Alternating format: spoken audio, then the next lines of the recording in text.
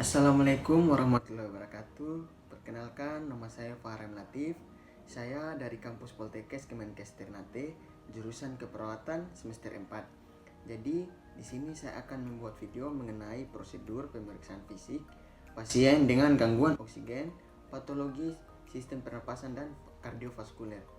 Jadi, yang pertama yang saya bahas itu pemeriksaan kecukupan oksigen dan sirkulasi. Yang pertama, oksigen. Jadi pengertian dari oksigen yaitu memberikan tambahan oksigen pada klien yang membutuhkan. Untuk tujuannya untuk mencegah dan memperbaiki hipoksi. Untuk indikasinya, klien dengan kecukupan oksigen kurang. Dan untuk alat-alatnya, yang pertama yaitu kanul. Di sini kanul terbagi ada 4, ada tabung oksigen dengan flow meter, humidifier dengan cairan steril, dan distilasi atau air matang sesuai dengan peraturan rumah sakit. Kemudian ada nasal kanul dan selang, kemudian ada kasa jika diperlukan.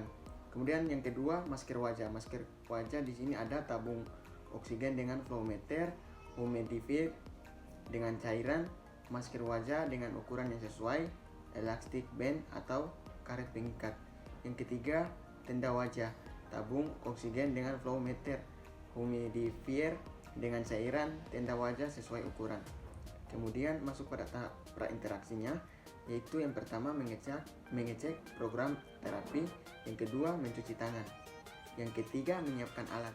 Untuk tahap orientasinya, yang pertama yaitu memberi salam kepada pasien dengan sapa nama pasien. Yang kedua, menjelaskan tujuan dan prosedur pelaksanaan. Yang ketiga, menanyakan persetujuan atau kesiapan pasien.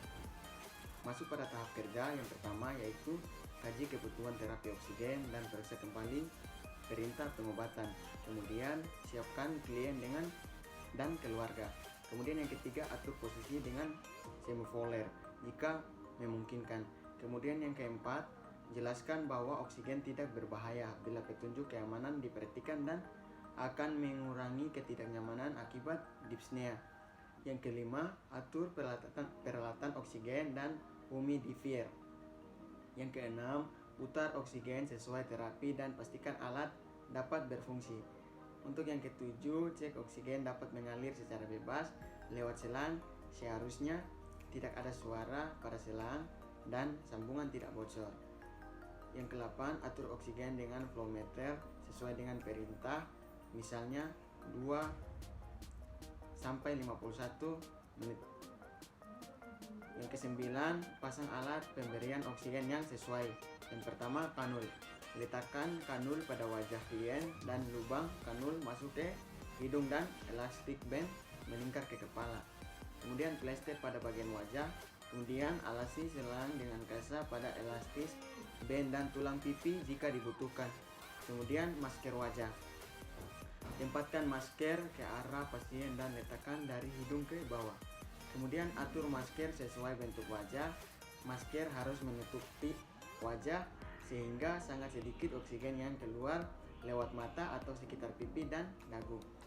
Yang ke-10, setelah selesai melakukan tindakan, rapikan alat-alat dan pasien. Masuk pada sirkulasi. Untuk sirkulasinya, pengertian dari sirkulasi, inhalasi uap dan dengan obat atau tanpa obat, dengan atau tanpa obat melalui saluran pernapasan bagian atas. Untuk tujuannya, sekret menjadi lebih encer dan mudah untuk dikeluarkan. Yang kedua, pernapasan menjadi lebih lega. Kemudian yang ketiga, selaput lendir pada saluran napas menjadi tetap lembab. Kemudian yang keempat, mengobati peradangan pada saluran pernapasan bagian atas. Untuk indikasinya, klien dengan kecukupan sirkulasi kurang. Jadi alat untuk persiapan alatnya, yang pertama yaitu baskom berisi air mendidih. Kemudian obat bila diperlukan, misalnya mentol, pik dan lain-lain. Kemudian yang ketiga, handuk 2 buah. Kemudian yang keempat, bengkok 1 buah. Kemudian yang kelima, peniti 2 buah. Kemudian yang keenam, vaselin dengan sudip lidah kain kasa beberapa potong. Kemudian yang ketujuh, kain pengalas untuk baskom air panas. Untuk tahap prainteraksinya, mengecek program terapi, mencuci tangan, menyiapkan alat. Kemudian untuk tahap orientasinya, seperti biasa memberikan salam kepada pasien dan sapa nama pasien. Kemudian yang kedua menjelaskan tujuan dan prosedur pelaksanaan. Kemudian yang ketiga menanyakan persetujuan kesiapan klien. Untuk tahap kerjanya yang pertama yaitu memasang sampiran. Kemudian yang kedua membawa alat ke dekat pasien. Kemudian yang ketiga mengatur posisi klien duduk dengan kaki menjuntai di sisi tempat tidur atau meminta klien duduk di atas kursi. Kemudian yang keempat mengoleskan vaselin di sekitar mulut dan hidung. Kemudian yang kelima memasang handuk pada dada klien.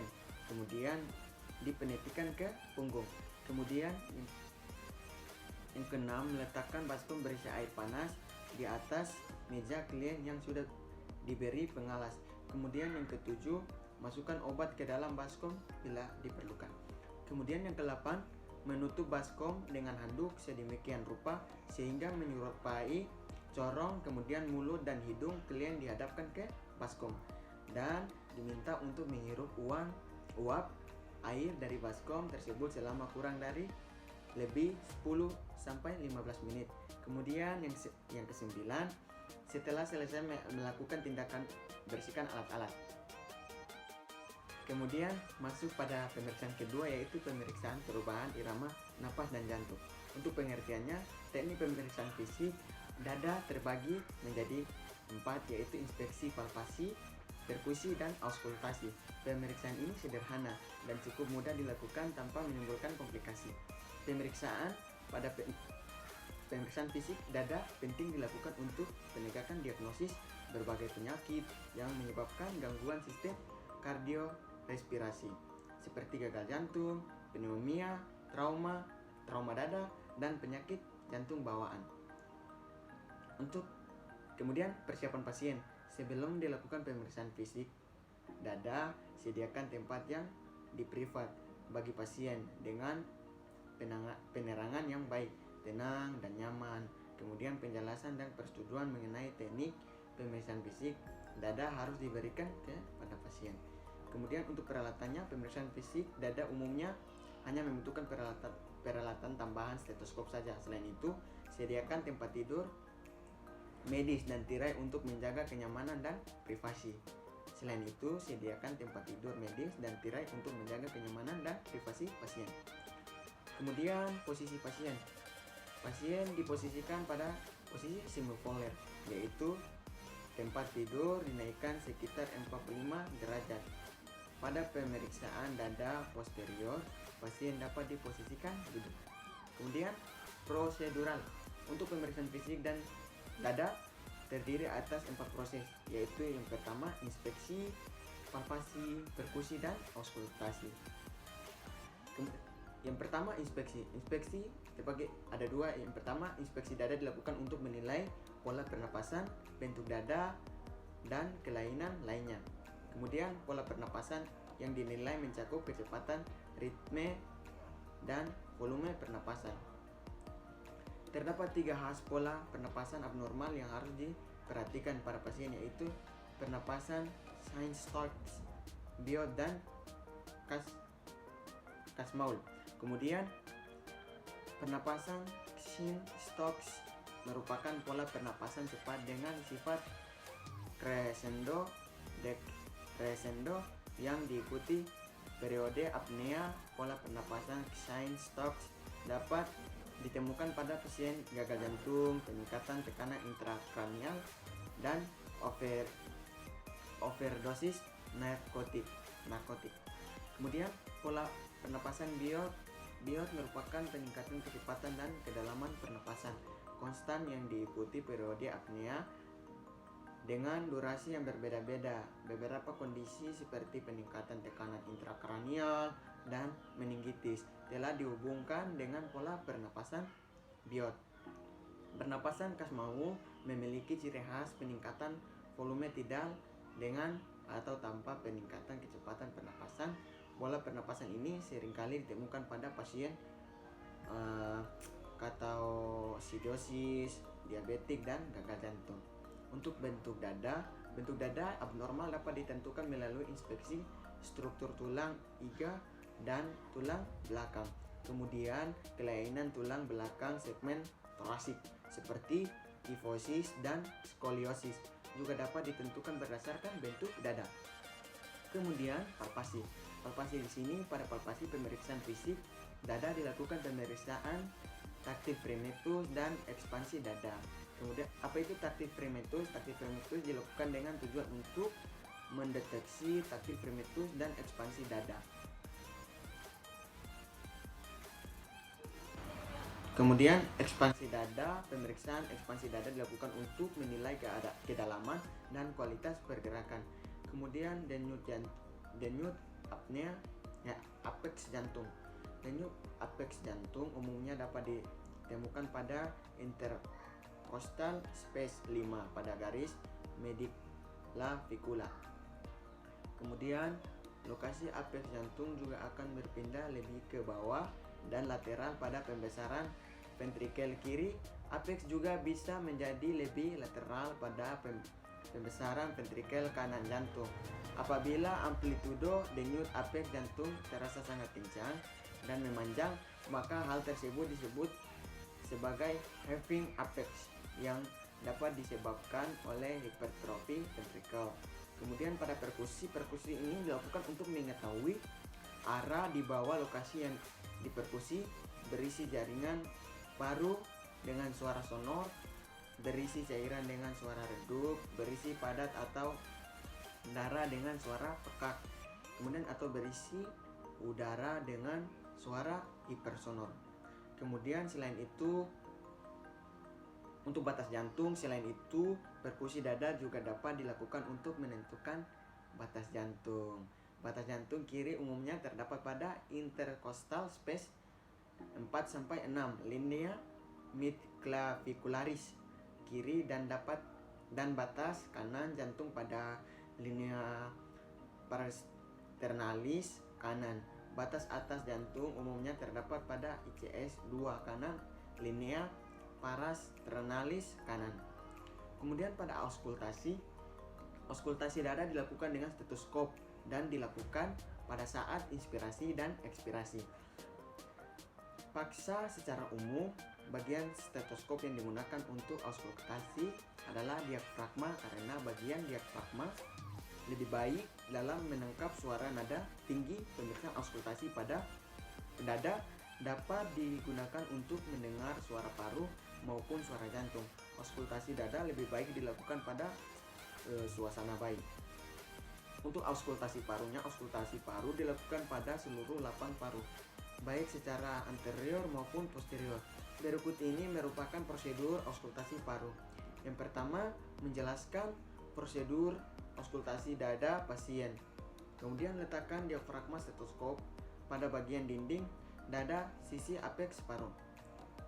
Kemudian letakkan diafragma stetoskop pada dinding dan sisi apex paru. Kemudian minta pasien untuk melakukan inspirasi dan ekspirasi melalui hidung. Kemudian lanjutkan auskultasi ke semua lobus paru dan banding antara kedua sisi dada. Kemudian yang kelima, lakukan prosedur auskultasi kembali pada bagian posterior dan dengan meminta pasien untuk tegak dan menyilangkan lengan pada dinding dada untuk menggeser skapula.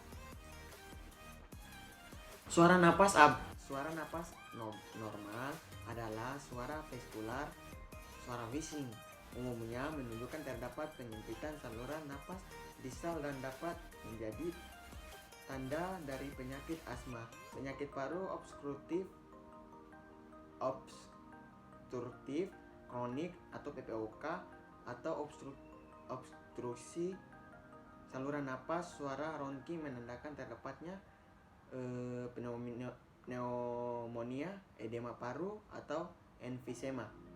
Pleoneural rap merupakan suara akibat inflamasi permukaan pleura yang bergeserkan bernapas. Suara stridor adalah suara yang besar dan kasar saat inspirasi akibat obstruksi saluran napas proksimal. Untuk auskultasi jantung membutuhkan pendengaran yang baik dan kemudian kemampuan dalam membedakan kelainan suara yang tipis. Kemudian auskultasi jantung dilakukan pada 4 area jantung. Yang pertama yaitu area aortik. Untuk ICS 2 parastrenal kanan. Untuk area pulmonal ICS 2 parastrenal kiri. Yang ketiga area tricuspid ICS 4 parasternal kiri. Kemudian yang kelima area mitral ICS 5 clavicula kiri. Kelainan pada auskultasi jantung ditandai dengan penemuan suara jantung tambahan seperti galop dan murmur. Kemudian masuk yang ketiga yaitu pemeriksaan bunyi napas dan bunyi jantung. Yang pertama auskultasi jantung. Pemeriksaan auskultasi jantung meliputi pemeriksaan yang pertama bunyi jantung, bising jantung, gesekan perikard. Kemudian B. Bunyi jantung. Untuk mendengar bunyi jantung diperhatikan yang pertama lokalisasi dan asal bunyi jantung. Yang kedua menentukan bunyi jantung 1 dan 2. Kemudian intensitas bunyi dan kualitasnya. Kemudian yang keempat ada tidaknya bunyi jantung. Yang ketiga dan bunyi jantung angka Romawi 4. Yang kelima irama dan frekuensi bunyi jantung. Yang keenam bunyi jantung lain yang menyertai bunyi jantung. Yang keenam ini ada yang pertama ada suara napas yaitu vestibular. Vestibular ini suara napas vesikuler terdengar di semua lapang paru yang normal, bersifat halus, nada rendah, inspirasi lebih panjang dan ekspansi. Kemudian yang kedua bronchovaskuler. Vaskuler terdengar di daerah percabangan bronkus dan trakea sekitar sternum dari regio interscapula maupun ICS 2. Inspirasi sama panjang dengan ekspirasi. Kemudian yang ketiga bronkial. Bronkial terdengar di daerah trakea dan suprasternal, notch bersifat kasar, nada tinggi, inspirasi lebih pendek atau ekspirasi.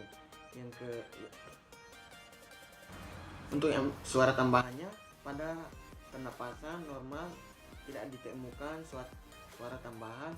Jika ditemukan suara tambahan indikasi ada kelainan. Adapun suara tambahan adalah yang pertama rales atau crackles, kemudian rounds, kemudian 3 wheezing, kemudian yang keempat pleural triton rap, kemudian yang kelima vokal resonansi.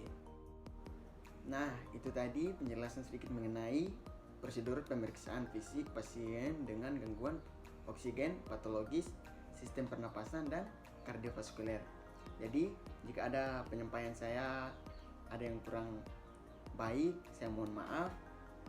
Lebih dan kurangnya, wassalamualaikum warahmatullahi wabarakatuh.